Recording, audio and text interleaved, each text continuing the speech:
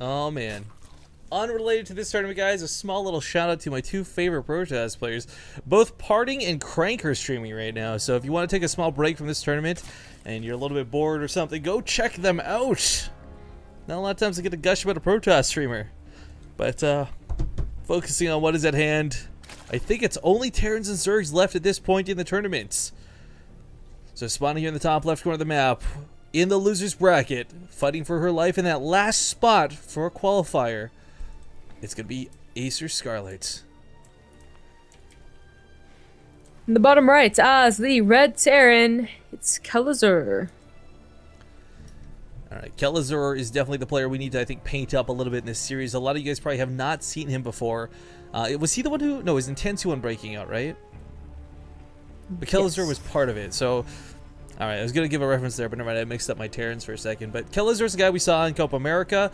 Kelazhur's a guy we didn't really see a lot of awesome gameplay out of at first, but since then we've seen him in a lot of the Red Bull qualifiers, IEM qualifiers, and I believe we cast one of his WCS qualifier matches, but didn't get through. Either way, this guy has come dressed to impress. He's got fairly far into the tournament at this point, and taking up players like Masa and Jim Rising definitely tells me he's... Oh, sorry, not Masa so much as his Jim Rising. Tells me he's got a little bit of know-it-all when it comes to Terran versus Zerg. He could be looking good. And a reminder that Scarlett is tired. She's so tired she threatened to fall asleep. Yes, I love that she's getting quite aggressive with her fatigue. Falling asleep. I'm gonna do it! Well, I think the audience knows Kelazhur a little bit better than I'd given him credit for, because he's actually got barely equivalent Partoos bet on him as Scarlett's. Maybe they lost faith in Scarlett. What's wrong with you guys? I'd like to think of more of the positive, because Kelazhur has come a long way in a very short amount of time. Of course, the first time we saw him in Copa America, he lost so embarrassingly badly, to the point where he's now contending in, well, the IEM Taipei qualifiers for one of the last slots available. Of course, a big shout out and congratulations go to Hydra, who just qualified, who just got through. Yep. Very nice for him. That's the direct into IEM, right? Or is there like another qualifier? I'm not thinking. No. It's not a qualifier into a qualifier into a third qualifier. That'd be just dirty. It's an invite to actually go to IEM. Yeah. Good. Good then. I think it's only Red Bull who goes like triple deep with lives, right? Yeah, I guess so. All right, so that's cool then. These guys are fighting for, of course, that second slot.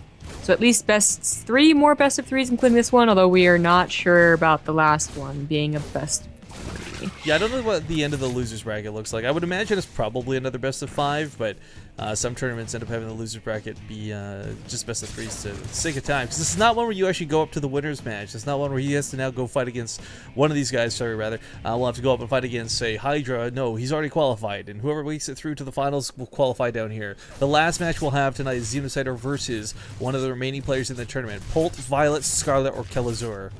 Yeah, all very scary names. But obviously they're in the losers bracket, so they can be taken down, even by a foreigner. Right? Of course, both these guys are foreigners, so I guess the joke doesn't work here. Luckily, you know, Polt is I think Polt versus Violet is such a classic matchup, and that's why they wanted us to cast him. It's too bad about that one. Yeah, they start. For those who don't know, they did start without us. Nothing against them. They weren't exactly super instructed, like, don't start this game or it's not going to count.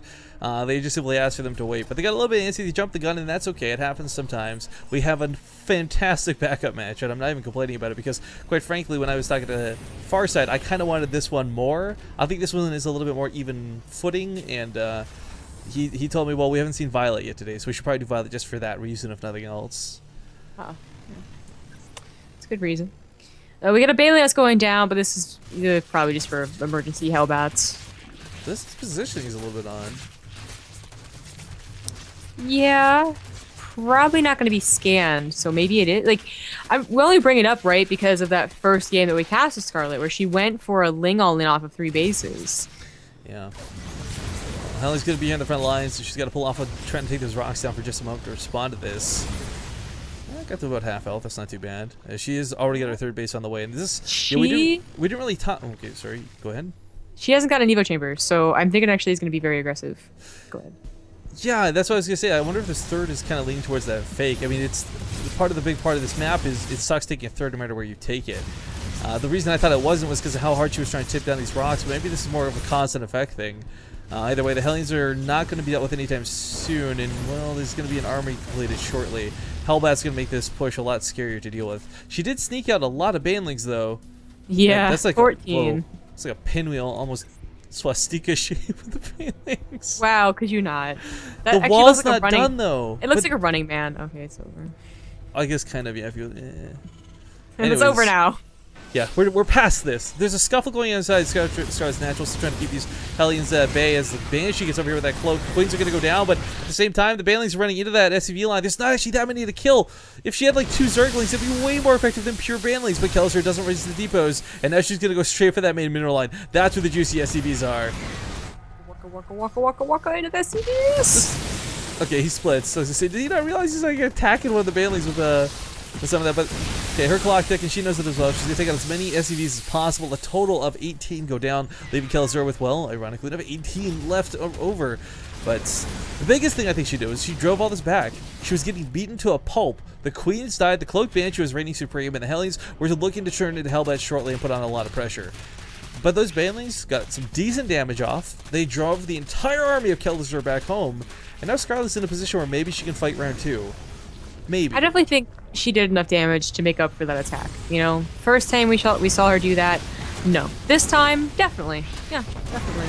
And she cleans up this attack too. That was the scariest point, is that this follow-up could have been really deadly. Well, maybe not, clean up not quite the right word. The Banshees are still alive, and they're going to be alive for quite a while, as the layer's not even done. What is that? Nice positioning so far. Oh, you hear the sound? Or... Yeah. Yeah, she's still working at the rocks here. It's taking a long time, but gosh darn it, Zombie Up, she'll take him down. Eventually. If you know, he would just stop attacking, it'd probably be down already. Yeah. Kelazhur, can you just give her like 3 seconds, man? She really needs to get these rocks down. This is really important. Actually, it will be a little bit later. I shouldn't make too much sarcastic jokes about this, but Hellbats barely don't go down. The drone should be able to finish this off, but with 2 Spore Crawlers, still finds the one bit of dead space around her hatchery. Yeah, that's so frustrating about having a lot of Banshees. You know, Kelazhur has not stopped making Banshees yet. He's going to go up to 4, actually, it looks like, and he's still going to go for his bio upgrade. So 4 Banshees, a lot of bio. The thing is, 4 Banshees, the Spire is on its way. The meters are going to come out eventually. But how much damage can he do until then? Well, it is, with 3 Banshees, getting a little bit out of hand. If the Spire... I mean, I feel like the Spire is the only way to really save this. The rocks are so frustrating right now. Like, almost Banley bust the rocks, right? Like, the drones are trying to attack. Save us! Get out of here! No! By fire be purged, right? Queen goes down, and the Zerglings are just getting annihilated. Kelazhur, well, he's in total control right now. This is the... Oh, it's so slow, but it is so important what's happening right now. And finally, I think Kelazhur is just, you know, he's found that snowball, all right, and he's rolling it down the hill. And oh my god, those drones. Yep, turning a gigantic. She even kills the Spore Crawler with the Banshees, and it's just, you know, you're in a good spot at that point. Yeah. It took a while, but his persistence with Hellbats and Banshees has paid off. Well, it starts to lose a couple of the Banshees on the other side. You're right. I don't know if I can paint this more positive for Scarlett. It's not a hot spot to be in at all. Kelazhur, by the way, did make up this whole SCV count while this was going on. He wasn't even really going that dedicated to the SCVs, but should this game quote-unquote equalize after this attack, which I really don't think it will, it's still going to put him in a pretty good spot because he'll be dropping mules like a nuts. Look at the Spore Crawler line. I know, there's so many of them. They're like, Banshees, please. You're getting past me this time. And they get past them and go into the main, so. Oh my god, there's no Spore Crawler over here! The Banshee's almost out of energy, but... One Banshee is. Yeah. The other one's going to be here for a little bit of time. Scarlett's just bleeding out more and more workers. She looks like she's about to finally clean up the natural with the mutas spawning, but... Is it too late, you know? I think so. I think so. He is now up by, well, okay, the drone cut's still going down, so up by at least 26 SCVs. His production has hit its stride, so no fear of a muta counterattack killing 20 SCVs of our own. Well, anyways, getting back on point for this real quick, guys. Cross coming in for, like, what are the final bets of the series? 17,539 on Kelazhur. He actually takes the lead Scarlett only has 16,706 placed on her. Wow. Guess folks are really believing in the fatigue problem here for Scarlett tonight. Yeah, it is. It sounds like it's pretty severe, guys. We don't know what the situation is, but maybe she came from Korea back home, and that is a 12-hour, well, 14-hour, I think, actually, time difference. It's pretty. That's like the epitome of jet lag. So. Well, I think, if nothing else, Kelazhur has shown us a pretty good game. Even if we were to somehow lose this at this point, you take a bailing bus to the face, you go down to 18 workers, you power of tearing it back up with a couple of mules, and of course apply a lot of pressure to the point where you knock down Scarlett's third. And I mean, just taking that third down before he killed all the drones as the follow-up was more than enough to get him back at the game.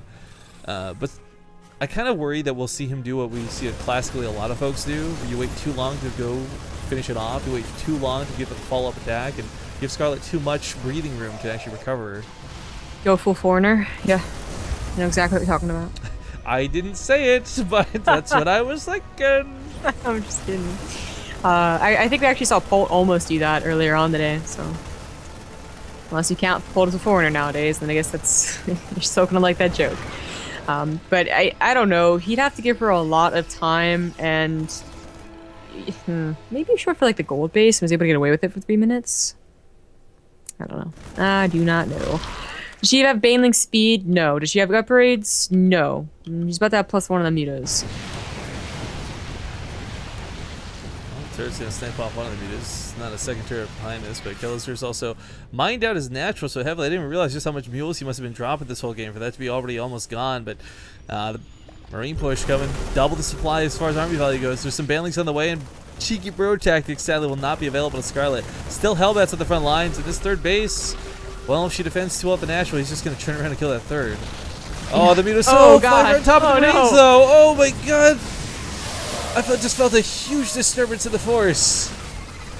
That was GG.